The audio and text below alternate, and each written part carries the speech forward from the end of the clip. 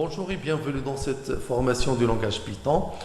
Aujourd'hui, nous allons découvrir ensemble les événements en Tekintar. Eh bien, on peut se demander premièrement, c'est quoi un événement en Tekintar? Eh bien, tout simplement, un événement, c'est une action qui se produit en réponse à des actions d'utilisateur. Exemple, quand l'utilisateur clique avec le bouton gauche de la souris, ou bien le bouton droit, ou bien il fait déplacer la souris, etc., il appuie sur une touche du clavier, touche entrée ou bien échappe, etc., il y a des actions qui se produisent en réponse, ce qu'on appelle les événements en Tekintar. Alors, je vous invite aujourd'hui à découvrir quelques événements en Tekintar. Premièrement, il y a l'événement bouton 1. C'est un événement qui est associé au bouton gauche de la souris, quand l'utilisateur clique avec le bouton gauche. Button press, événement associé à la fois au bouton gauche et au bouton droit de la souris.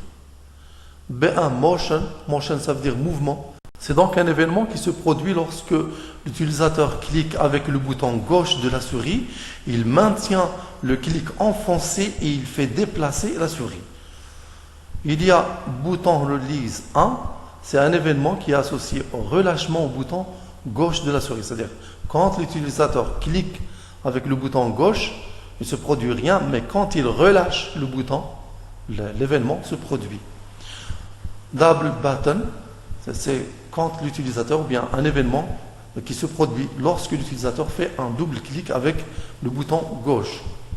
Ensuite, il y a l'événement enter, c'est l'événement qui se produit lorsque le pointeur de la souris est entré dans le white sheet. Et leave, c'est-à-dire quand le pointeur de la souris quitte le white sheet. Et il y en a bien sûr d'autres événements que nous allons découvrir dans une prochaine vidéo.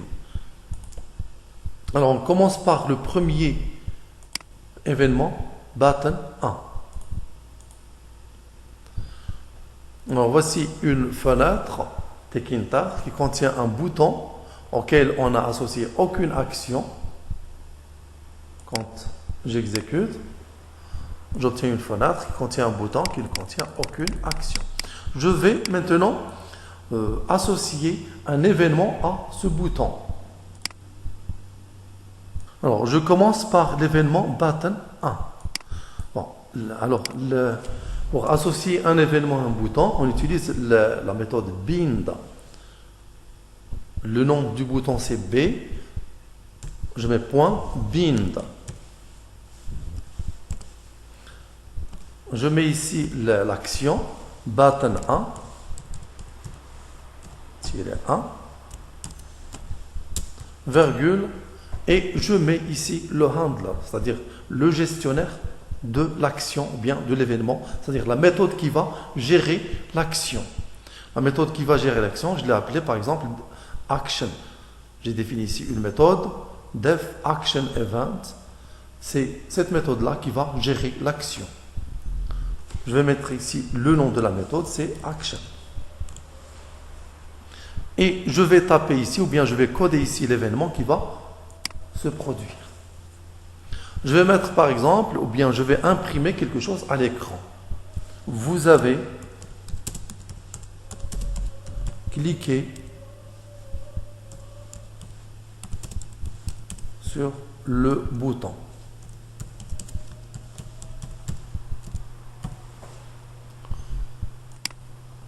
Alors j'exécute maintenant. Quand je clique sur le bouton, l'événement se produit. Vous voyez l'événement qui se produit. Vous avez cliqué sur le bouton.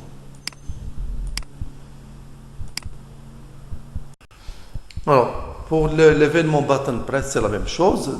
Seulement, il est associé au bouton gauche et au bouton droit de la souris. Je vais maintenant essayer B1 motion. C'est l'événement qui se produit lorsque je clique à l'aide du bouton gauche, je maintiens le clic enfoncé et je fais déplacer la souris. Mais quand je clique sans déplacement, il ne se produit rien. Donc j'utilise l'événement B1 motion. B1-motion. j'enregistre et j'exécute. Regardez, quand je clique, il ne se produit rien. Mais quand je clique et je fais déplacer, il y a l'événement qui se produit.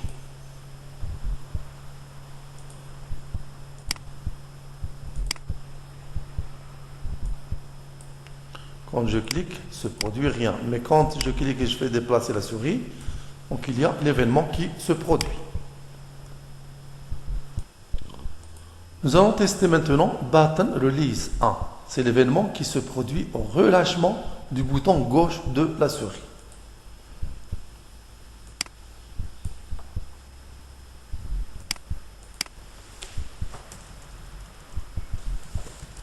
Button Release.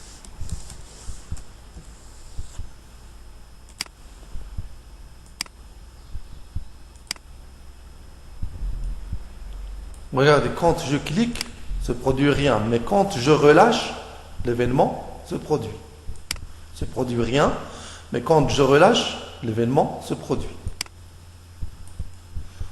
C'est un événement qui est associé au relâchement de la souris. Et on peut aussi associer plusieurs événements en même temps. Nous allons faire un petit exemple avec l'événement Enter et Leave. Enter, c'est quand le pointeur de la souris est entré au widget. Leave, quand le pointeur de la souris quitte le widget.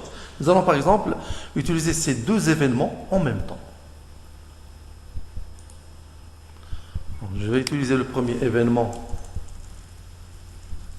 qui est Enter, Action, B.bind. Je vais utiliser ici l'événement Leave, c'est-à-dire quand le pointeur quitte le widget. Et je vais définir une autre action. Bien, deuxième action, action 2.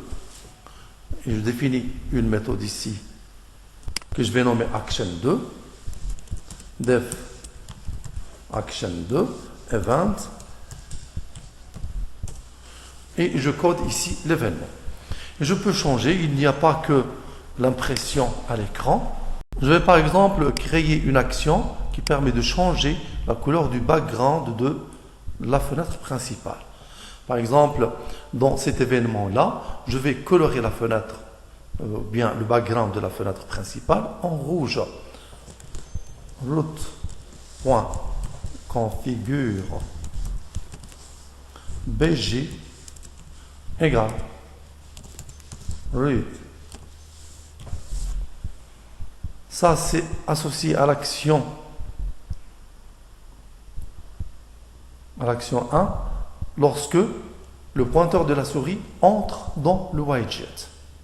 Et dans l'action 2, je vais colorer la fenêtre ou bien le background de la fenêtre en bleu par exemple.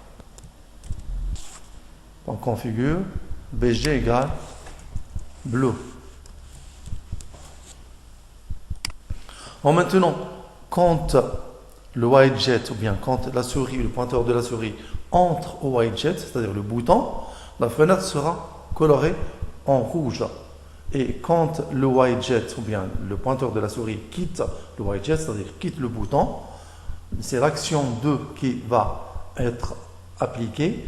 La fenêtre sera colorée en bleu. Regardez, quand j'entre au widget, en rouge, quand je quitte, bleu.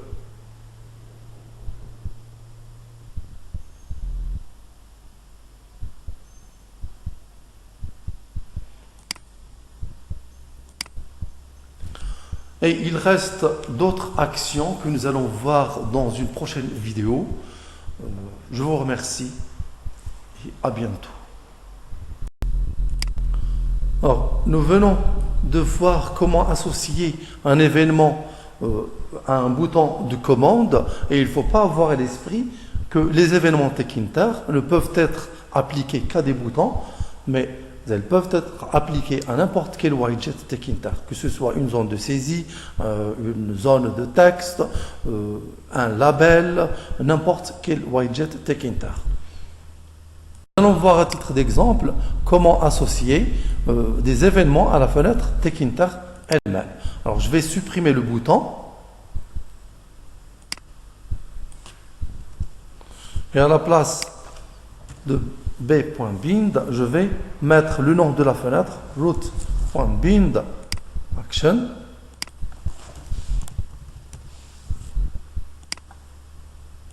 Je peux aussi ajouter d'autres actions. D'autres actions.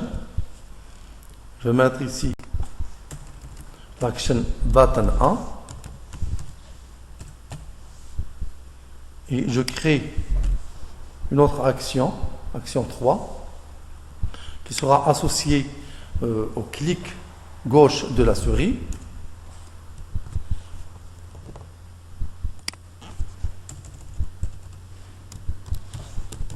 Button release -1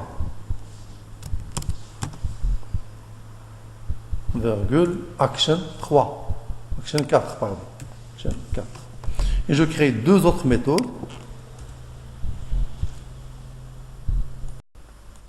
def action 3 event et je vais colorer la fenêtre par exemple en noir. Je vais mettre ici la couleur black et je crée une autre fonction, bien une autre méthode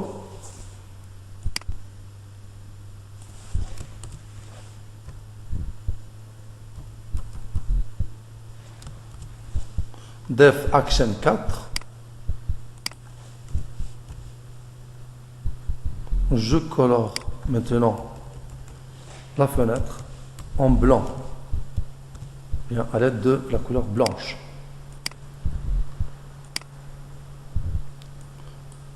Regardez maintenant quand je pointe, quand le pointeur de la souris entre au widget, il devient rouge. Quand il quitte, il devient bleu. Mais quand je clique, il devient noir. Quand je relâche, il devient blanche. Quand je quitte, bleu. Quand j'entre, bien quand la souris entre au widget, devient rouge. Bleu quand elle quitte.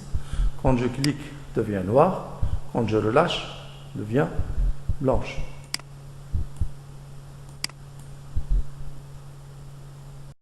Alors j'espère vous avoir aidé à utiliser les événements en Tekinter. Il reste encore d'autres événements que nous allons voir dans une prochaine vidéo. Merci, au prochain tuto.